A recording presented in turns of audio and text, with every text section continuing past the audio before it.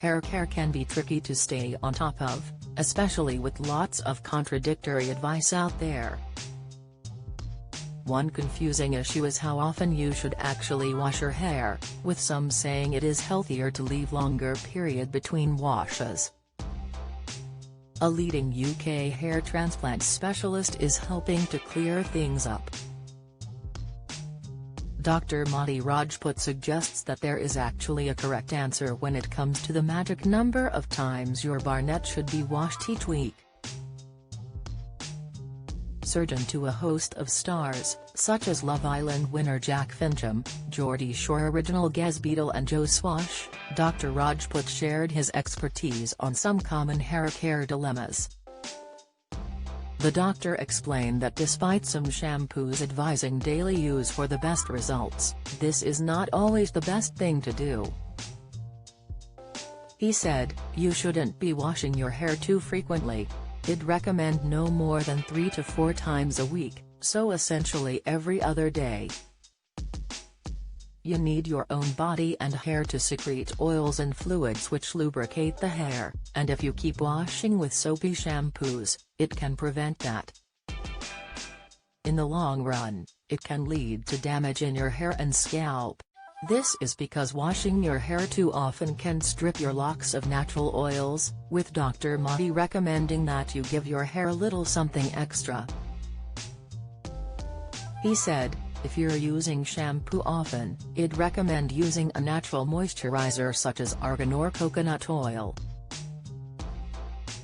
The doctor went on to discuss the best way to dry your hair after washing, touching on whether or not hair drying naturally is the best way to prevent damage.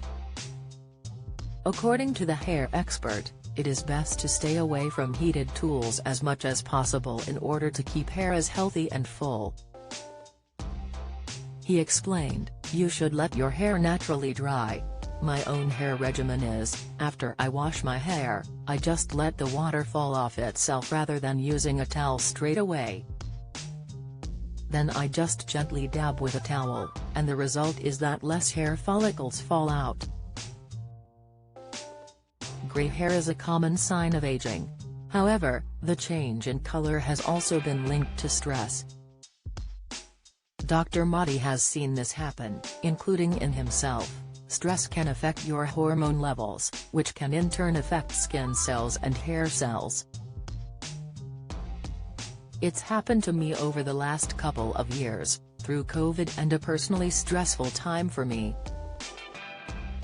I've got hair at the top of my head that's all gone gray. After using your favorite shampoo for a while, you may have noticed the results becoming a little less satisfying. However, you are not alone. The doctor says this is actually pretty common. Dr. Rajput has found certain brands that he used to love would start making his scalp flaky and itchy again after just 3 or 4 months of use. To help tackle this problem, he urges that mindfulness is important when picking a shampoo.